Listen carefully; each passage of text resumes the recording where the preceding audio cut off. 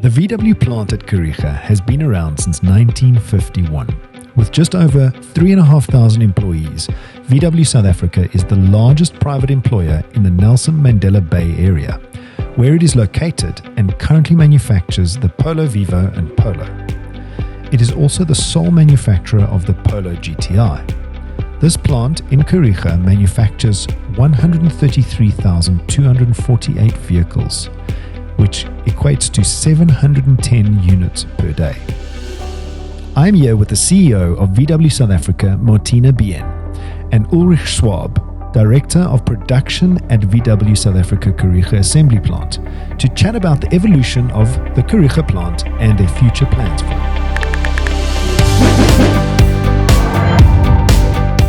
So Martina, you came to visit me last time, and I was really proud to have you in our offices, and this time we're visiting you, and we've just been on this plant tour. So thank you very much. It was fascinating, absolutely fascinating. So I thought what I would do is ask you a couple of strategic questions, seeing as you're CEO, responsible for strategy for South Africa, and trying to get your African strategy going. First question is South Africa, in terms of the skills gap that we find. How is VW trying to address that skills gap in South Africa? So we are working on like multiple layers. So really, our biggest problem, I think, is the lack of writing and reading for meaning. So the skills gap starts really early. It starts in primary school almost. So and that's also where we start in terms of applying math programs, applying reading programs, also like iPad based or pad based, not iPad, but pad based for children in rural communities. We are invested in a Ikwezi Lomzo, which is a school here in the community. We run a community center in Kwano Bushle, where a lot of our workers or employees live. We are now thinking of having an own VW primary school. It still needs to be a bit digested, but this is what we want to do to kind of, we call it cradle to career strategy, to really make sure not to spray, which also is also needed in this country, but to make sure that specifically in our communities, where we then get our workers from, we educate from the beginning. All the rest you can address here. We've got a fantastic training center. We can do artisan work, so that you can address, but you need to kind of lay the right foundation, and that's what we currently are very busy with. Well, I suppose the children of today are the future factory employees of tomorrow, 100%, and unless you invest at that level, you're going to constantly have to do adult training. Primary school, that's incredible. We, for example, that's also nice stories. We've got bursaries for the children of our employees, so to carry them through their school career and then also to varsity.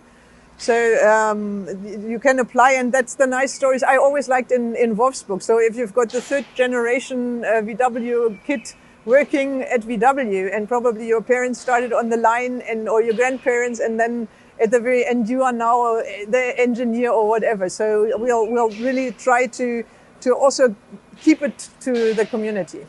So that's in terms of skills, trying to get the feeder of skills up in through the production line into the factory, because Pete was telling us earlier on the average age is creeping above 45. Which means you probably need those younger skills to come into the factory. But besides skills, staff morale is an important thing. I mean, you've got 3,500 employees at VW South Africa. How do you keep the morale of the staff up with such a big staff complement? So we are very proud of our history, and I think so are our employees. So we've been here for 72 years.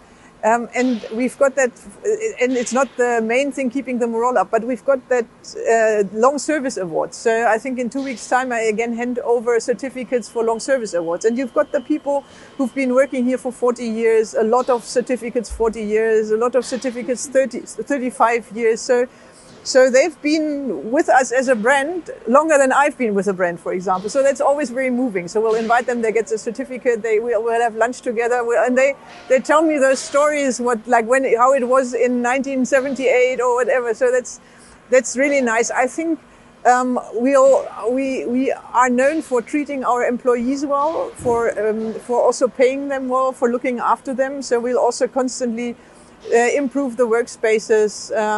You have not seen that because the line was already on lunch break, but there's for example, we classify the workspaces, and there's we try to avoid to have red workspaces. That's where it's ergonomically, for example, it would not hurt you, but it's ergonomically not the best working place. So we'll try to find robots to kind of craft a good workspace.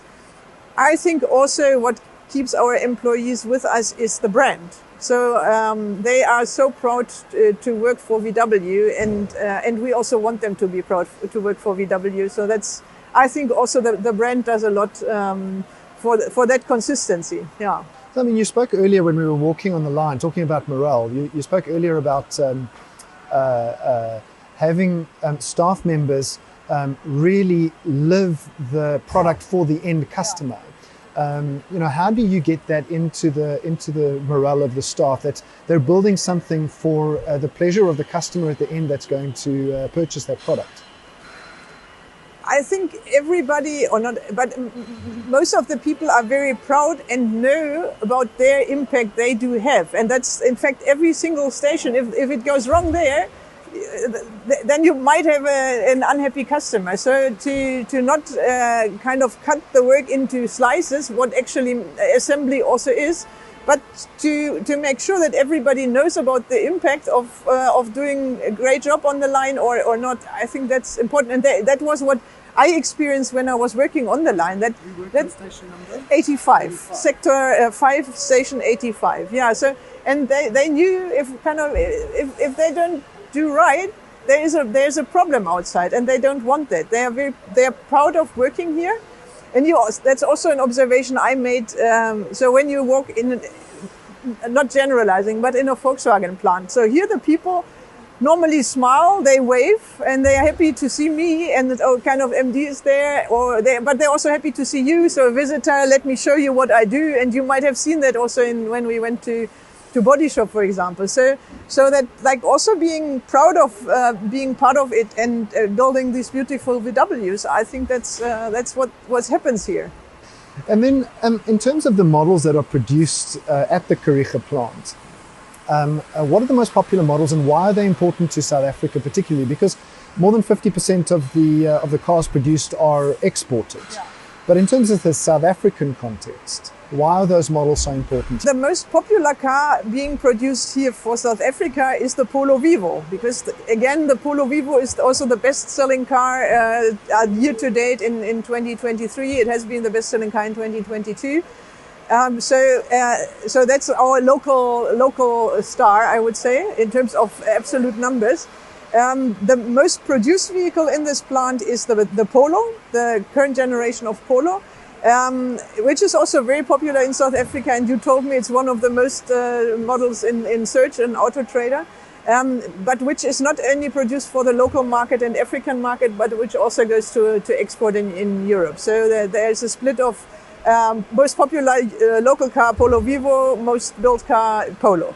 Well, I mean, we were speaking before we started about the maturity of the Polo, and that, it's come from being a baby to being a mature car, and particularly the Polo GTI, which is now a proper GTI. It was a baby before, and now people see it as a mature car. Yeah, we were, when we were doing this generation of the Polo, I was in Wolfsburg. I was in the product team or project teams working on the Polo. We were really looking into the generations of the Polo, and do we have to with this one now size-wise grow again, or don't we? And yes, we saw some competitors growing in that segment. So and with that we figured out the current Polo is more or less the same size as the Golf A4 Mark IV. So you can fit in your family, you can travel. It's got all the technology, which is also a benefit of the of the platform strategy Volkswagen applied in terms of that modular toolkit, that you can really downscale or upscale technology. And it's kind of nothing more you need than a Polo, I would say. Well, I mean, I've learned a lot about the platform strategy in going on this plant tour today. But what are some of the unique challenges that VW faces in South Africa specifically? I think it was Ulrich was saying a bit earlier on that our ratio of robots to employees is a lot lower than international markets. Is that because of a particular challenge that we have, or are there other unique challenges in South Africa? No, that in fact the ratio automation to manual work is lower here. That's true, but for us that's a good thing because labor is more affordable in South Africa than in Wolfsburg, for example, and we also want to create jobs. So we want to be good corporate citizens. So for us it makes sense in the body shop, for example, to be less automated compared to Wolfsburg. From an economical perspective for us, but also from a creating jobs in this country perspective. So that's not a particular challenge. Challenges are more the current. That's a choice. Yeah. So challenges currently are more like the business environment we are in with load shedding, with the status of roads and rail. We're very happy with the port operations in Port Elizabeth. So the export shipment goes well. The incoming parts, that also goes very well. But getting cars from here to Gauteng province, where the majority of our local production is sold, that's more of a challenge. Mostly road transport. We would love to do rail because it's less CO2, but currently we are mostly road transport because the rails are not or the trains are not operating on a reliable basis because of cable theft on the lines, because of locomotives being down. So you were telling me earlier on about having agreements with the municipality that load shedding to minimize the impact of load shedding on the production line itself. Tell us how load shedding particularly impacts the production line and how you've mitigated that. Yeah, so to run that, like a plant like that, our plant consumes about 10 megawatt hours. 14 megawatt hours. And then we've got the supplier park we've also mentioned already, which is another 10. So we are almost 25 megawatt hours. The whole municipality consumes 250, so that's big. We're 10% of the entire municipality, and instead of so we are affected from level 5 load shedding stage 5 and load shedding stage 6, and we've negotiated with the municipality for stage 5. We're gonna stand still for 24 hours, 1 day out of 8 days, and stage 6 2 days out of 8 days. And we've negotiated that and said that is better for us and also for our suppliers, because for a 2-hour standstill, we would almost need the prior 2 hours to ramp the production down and another 2 hours after load shedding standstill to ramp it up. So we obviously would lose more units if we would follow the normal schedule. So we rather opted in for that 24-hour concept, to only lose units once when ramping down and only lose units once when ramping up. And with standstill, you lose anyway. Yeah.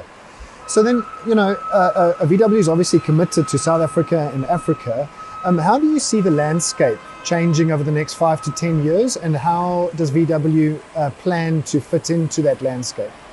Yeah, so we see a huge potential in the African continent. Specifically, the African Continental Free Trade Agreement is a huge opportunity, and 54 countries have signed that out of 55 now. So almost Africa is united in we want that free trade zone. And now we'll need to, of course, put the automotive rules in place, and other industries need to talk about how they're going to do business and make use of it. But that's a huge potential for us, that free trade zone coming. Plus, Africa has the lowest new car density on the world, so it's the last frontier when it comes to automotive, I would say. The GDP growth is significant, population growth is significant. It's becoming more and more a younger population. With GDP growth, it makes sense to really, from a business perspective, also look at this continent.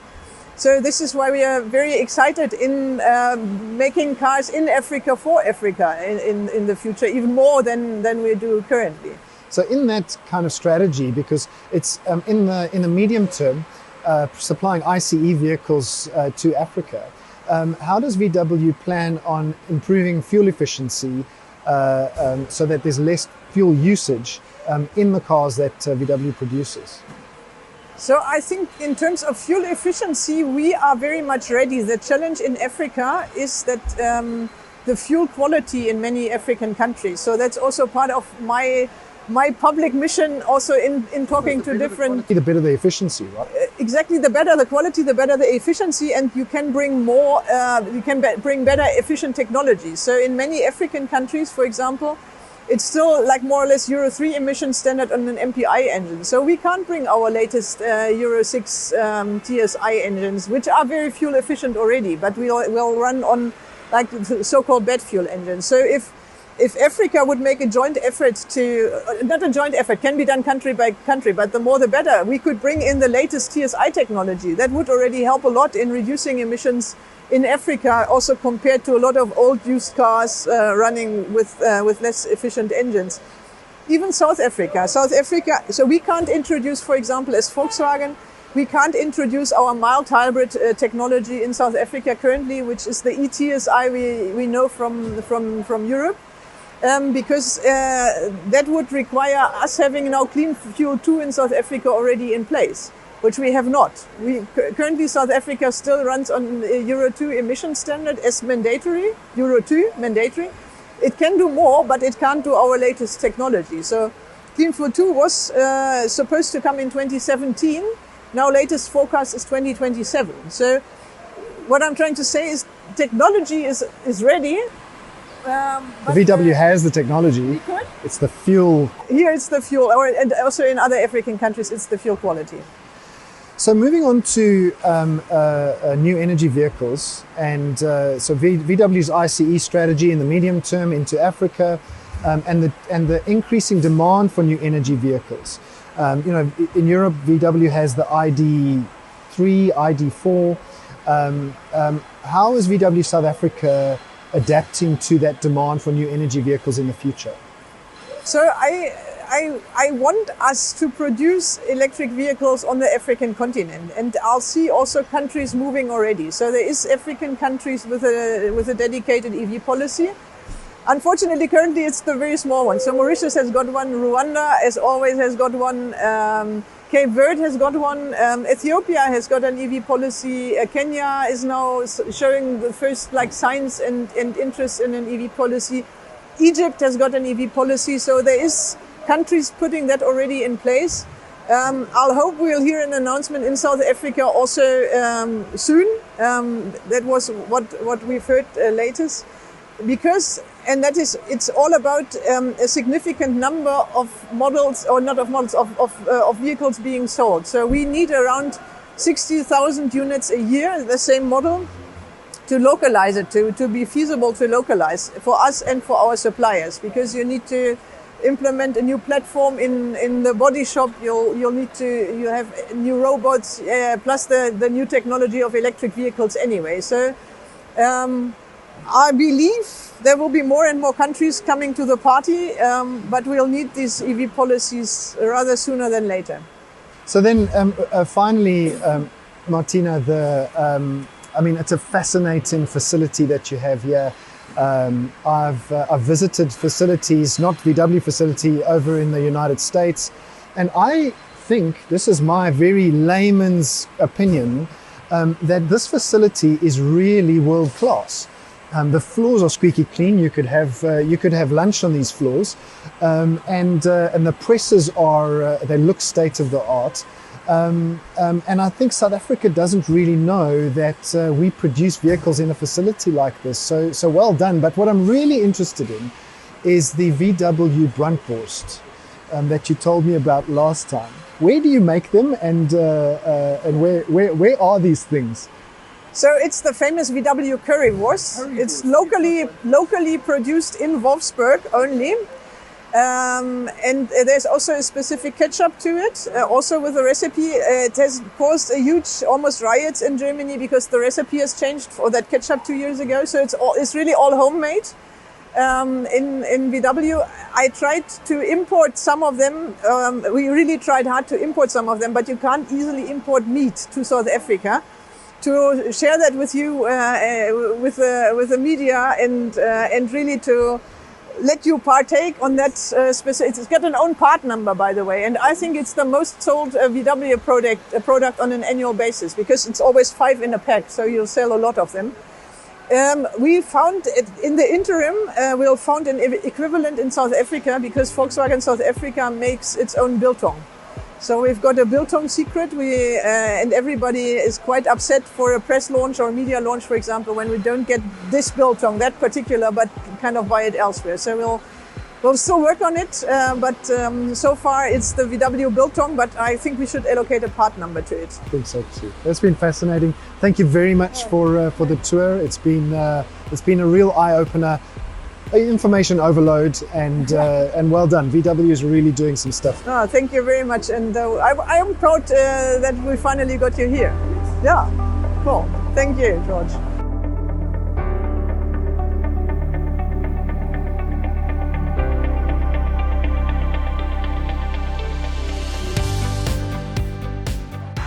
So tell us a little bit about the history of the VW plant. What heritage does it have? I know you took me through it a little bit earlier on, but in short, what is the history of the VW plant in Kariega? The history of this site starts already in 1949 with the South African motor assembler and distributor, independent producer of cars, assembler of cars, producing, for example, as a start, Studebakers. But what we are very proud of in this plant, that our history starts in 1951, where this company built the first Volkswagen Beetle on this very site in this area. And since then, 1951, the plant has grown all over the years and was modernized and invested in. So we have a very great history. And with the first Beetle in 1951, 2021, we celebrated our 70 year of history in Volkswagen and of Volkswagen in South Africa. So we are very proud to have such a big and long heritage. And I believe this GTI behind us here is a European 25th anniversary GTI. Limited 2,500 vehicles? Yes, that's a limited edition. 25 years of the GTI, yes. This car will be sent to Europe. But it marks really the history. We produce it here as the only plant in the Volkswagen world and send it off. Indeed, that's the case, yes. And in terms of technology in this plant, how has that evolved over time? Yeah, through the years, with models coming, we have modernized this place over and over. And we are very proud to say that this really is a state-of-the-art Volkswagen factory. Yes, with the latest technology, the cars brings with it the MQB technology of this very nice Polo. Is mirrored in the body shop with all the technologies. You have assembly line is fully up to date. We have one line where we can produce several models. We today produce the Polo and the Polo Vivo in one line in a flexible mix. So we are fully up to date, and we have a couple of highlights on top. And one highlight is our very modern press shop, 6 press stages. This state-of-the-art press shop was installed 2013 and makes it possible for us to produce and press all our major parts of both cars in-house in a very modern technology. I mean, you were showing me earlier on about the front corner of the fender and how that is a unique feature and an extra step in the pressing process for VW. Indeed, so the Volkswagen design is very unique. You can see it also on this car all along the style lines. Yes, we have 2 style lines on this car, one just below the window, one a little lower where the door handle is, and on top this fender design in the front where you have this very special tip, which is very fine and very unique. With our 6-step press process, we are the only manufacturer in the world who can produce such a stylish car in the world. Wow, that's incredible. And how does this plant play a role in the local economy of Port Elizabeth? We are the biggest player, not only in Port Elizabeth, not only in the Eastern Cape. 2022, we were the biggest exporter of all brands in South Africa into the world. And obviously, next to our neighbor here, Isuzu next door, we support more than 1,000 supplier enterprises in this area and all over South Africa. So this ranges from part supplier, service suppliers, all items, communication suppliers, and we play a major role in keeping the industry and the city alive. And we also give orders and business to our suppliers. So we think, and we are very proud of, to be a major driver in the Nelson Mandela Bay area. And in terms of the future, new models, new technologies you can tell us about? Obviously, our aim is to develop Volkswagen as a supplier for whole Africa, not only South Africa and the neighboring countries. So our vision is to provide the right products for that. Starting next with a new model we are aiming for, and we are shortly to be signed off. We are looking for a small SUV to produce in our car, suitable for South Africa, for our customers in South Africa, but also for the neighboring country. And we are ramping up. Our vision is after 2030 to be also ready for the first electric car for Africa and for the world. So that would bring the production up to 3 models in this particular production line. Indeed. So we are aiming for 3 in the next step, and let's see what the future brings if we are not going and looking for more. Yes.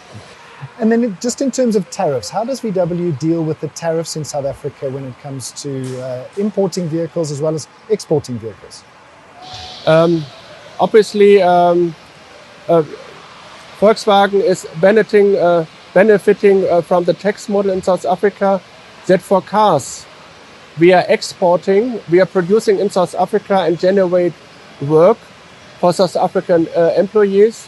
We can more or less also import cars from the outside. So we try to keep a trade balance, produce in South Africa, export, give work to South Africans, and open the market for us for additional models. That's how we handle the situation with the tariffs, and that is a model which works very well. It's a little bit of a balancing act when it comes to import and export. So in terms of technology and keeping the cost of vehicles for South Africa as low as possible, what technologies or processes do you employ to try and keep those costs as low as you can? So as I said, the production process is state of the art, and we try to be as productive as we can. What is a new trend, and what helps us a lot to further improve is digitalization. Yes, so digitalization gives us the means with low investments to increase quality of our cars built and reduce checks done on the car. I give you 2 examples. One example are intelligent camera systems, which observe the cars. Is it built correctly? Is everything in? Is nothing missing? And gives us 100% quality information and say this car is correct. And we detect faults early. We don't have to rework cars again, and this is productive at the end. Second example I would like to give, we use artificial intelligence also to drive productivity. And here's the example, our road test predictor. In the standard process, we drive every single car after the production process to test it for rattle noises. Does it behave properly on the road to overcheck? And this intelligent system now can predict, with knowing what happened in the production process, that we don't have to test this car anymore. So this car is with a more than 99.9% likelihood safe without driving.